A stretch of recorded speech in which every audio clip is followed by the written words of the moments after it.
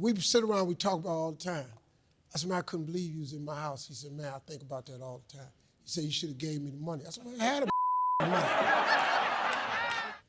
I was homeless for a while, right? I finally messed around, got some money in 96.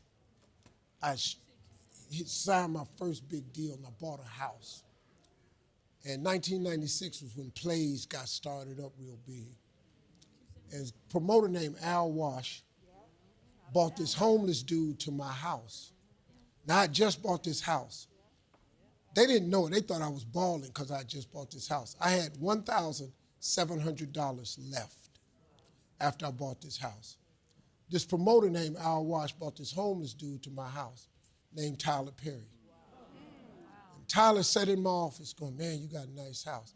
And I was house poor. I didn't have no money, man. I took my $400,000 that I had and I put $350,000 down on the house.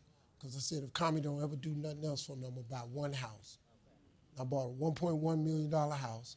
I put $350,000 down on it with the builder, and I had a house note. And I figured through my jokes, I could make the house note.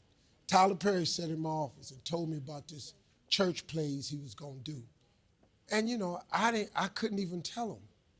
He was coming to me to borrow $25,000. I ain't had no $25,000.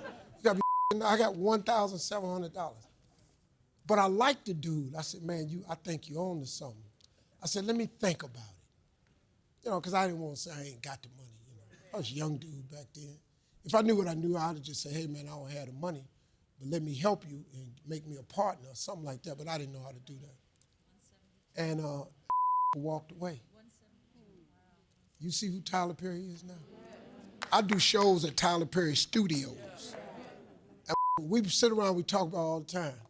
I said, man, I couldn't believe you was in my house. He said, man, I think about that all the time. He said, you should have gave me the money. I said, man, I had the money.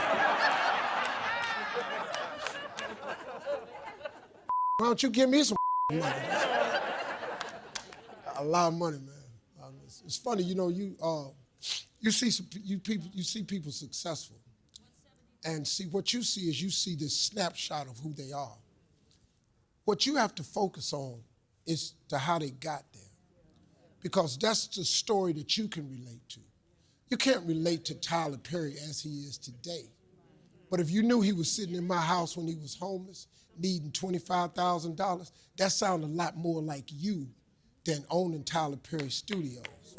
That's why it's important, man, I feel when people become successful, that they become transparent and open up the real truth to themselves. I can't stand it when rich people stand in front of people talking about, you know, you can buy a house with no money down and follow me and I can show you how to get rich. No, you can't. And you can't buy no house with no money down. You might be able to buy a house with no money down, but when you get to closing, you're gonna need some money, man. They don't tell you that. But you know, they sit up there and they don't tell people the truth. I came up with a slogan the other day on the radio. You need God to get there, but you need more God to stay there. If you have any aspiration for success, you got to get some God. Now, let me tell you something. You can try it without him, because I did that. You can try to make it without God. You might even get some measures of success, but you ain't going to be able to stay there, man. You've seen it many times. A lot of people hit it. You know, I did this on my own, Illuminati, that. You can't hold, man. You need God. I'm just telling you real. You gotta have God. It's a cold piece of work. At the end of the day, whether you're a young cat out here hustling or you're an old person trying to hold on, you can turn all that into flourishing if you put some God in your life. That's all to it. And I'm just an old street cat telling you this here.